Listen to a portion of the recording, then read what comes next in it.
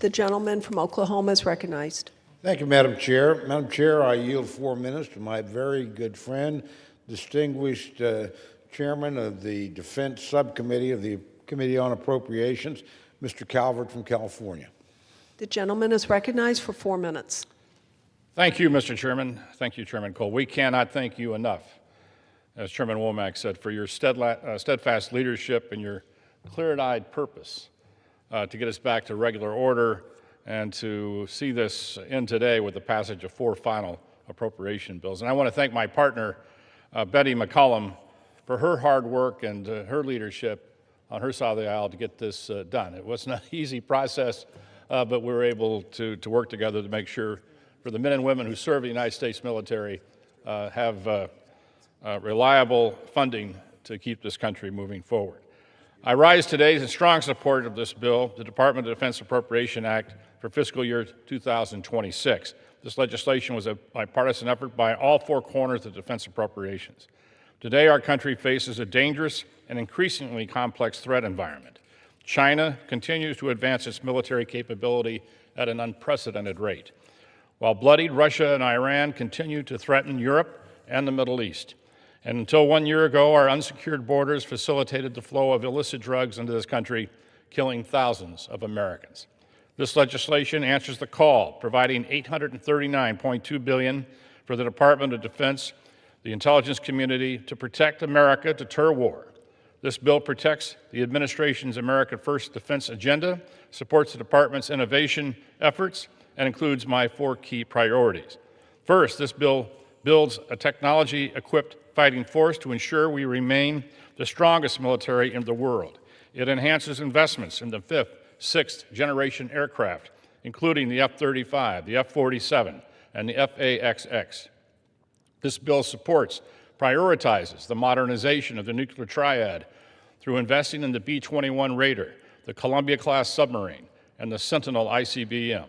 It supports the department's innovative efforts to increase efficiency and production of critical munitions. It also provides $7.1 billion to sustain the Navy ship operations and funds 17 new ships, including 7 battle force ships to include 1 Columbia-class ballistic missile submarine, 2 Virginia-class fast attack submarines, 3 medium landing ships, and 1 anti-submarine warfare ship. This bill also provides approximately $13.4 billion in support of other Golden Dome efforts. Second, this bill advances innovation efforts, increases competition, drives down costs to create a more efficient and effective Department of Defense. This bill includes a $1.2 billion reduction for efficiencies and to streamline management functions and cuts $1.2 billion to support the administration's effort to reshape the civilian workforce. Furthermore, it delivers 3.8% pay raise to our heroic military service members and provides $6 billion to transfer authority to help support an agile execution of the administration's military priorities.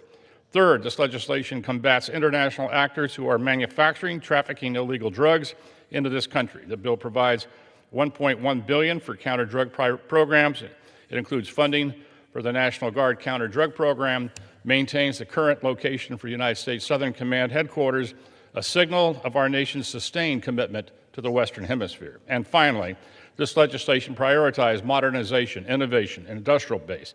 It provides $18.8 billion for facility sustainment restoration, modernization to sustain installations, public shipyards, and other facilities. This bill supports commercial, dual-use technology, innovative projects by providing $429.5 million for the Defense Innovation Unit, $400 million for the Accelerate Procurement and Fielding of Innovative Technology, or APFIT. It includes robust funding to establish the Civil Reserve Manufacturing Network and almost $98 million for the Office of Strategic Capital to facilitate over $4.3 billion in loans and loan guarantees for critical suppliers to scale public capacity. This bill includes an investment in future defense industrial base, which has languished. And finally, in closing, I want to thank my entire staff, both on the majority side and on the minority side, that worked diligently together. And as the ranking member mentioned, we are losing one of our key staff members who went over to NRO as a deputy director, Bill Atkins, and I'm sure he's going to do a great job in his continued service for the United States. And with that, I yield back the balance of my time to the chairman.